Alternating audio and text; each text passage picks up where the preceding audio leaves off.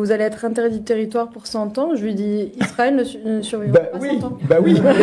Et ça, c'était devant la juge. C'est super ça. Bah oui. C'est la meilleure réponse à apporter. Bah oui, je crois. Israël devait mourir en 1948, puis en 1967, puis en 1973, puis hier, puis demain. Israël est l'État le plus donné pour mort et le plus vivant de tout le Moyen-Orient.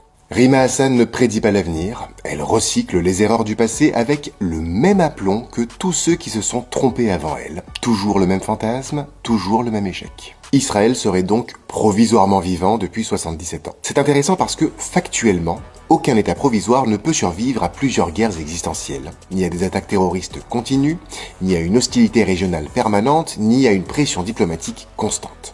Mais Israël, si. Rima, je suis désolé, mais quand tous tes prédécesseurs annonçaient sa disparition, Israël construisait une armée dissuasive, une économie compétitive, une industrie technologique stratégique et même plein d'accords diplomatiques régionaux.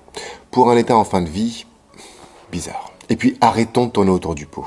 Affirmer qu'un État ne survivra pas, ce n'est jamais neutre. C'est suggérer qu'il devrait disparaître. Reste à savoir d'où peut bien venir une telle obsession pour le seul État juif au monde. Le mystère reste entier. Si vous avez des réponses, mettez-les en commentaire. En conclusion, tous ceux qui, comme Rima Hassan, prédisent la disparition d'Israël parlent toujours du futur, là où Israël s'occupe du présent. Et l'histoire est claire, tous ceux qui ont annoncé la fin de l'État hébreu ont fini par appartenir au passé.